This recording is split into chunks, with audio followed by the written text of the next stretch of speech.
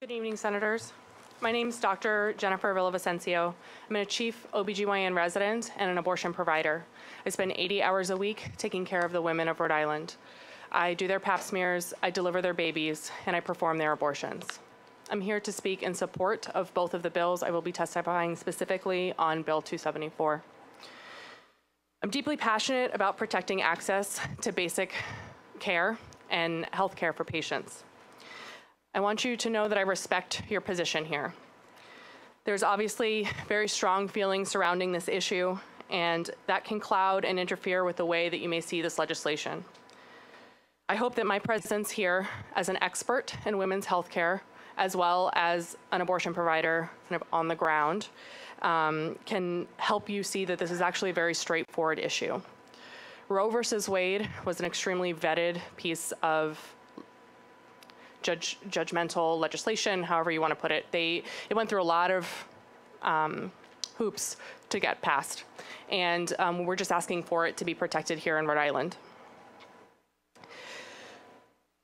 I represent also the American College of Obstetricians and Gynecologists, who is the governing body for all of the obstetricians and gynecologists in the United States. You are here representing the citizens of Rhode Island. The citizens of Rhode Island overwhelmingly support a woman's right to access abortion.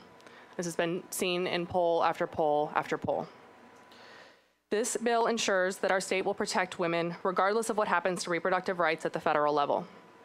This bill ensures that the physician-patient relationship, my relationship with my patients, is protected against legislative interference. Abortion is one of the safest medical procedures that can be performed. It's safer than wisdom teeth extraction or a colonoscopy.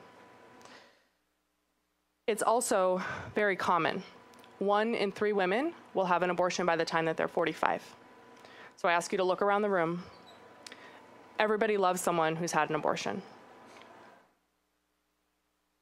There are those in this room who will argue that this legislation is unnecessary, that Roe versus Wade is not at risk of being overturned, and so why even introduce this at this point in time? It's gravely wrong. In the past decade, there's been an extreme uptick in the number of anti-abortion legislation at a state level. It's unprecedented from what we're seeing. In addition, there's the possibility that the Affordable Care Act will be overturned.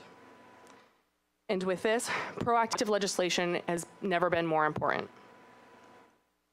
Rhode Island can join the ranks of states like Texas and Arkansas, who are more than happy to roll back reproductive rights and see the subsequent problems with women accessing health care.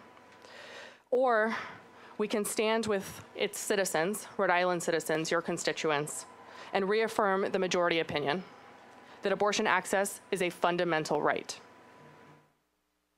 I would hope that there's not a single person in this room who would disagree with the goal to make mothers and babies safer. At the core of protecting women and their children is ensuring that they have no barriers to access basic health care.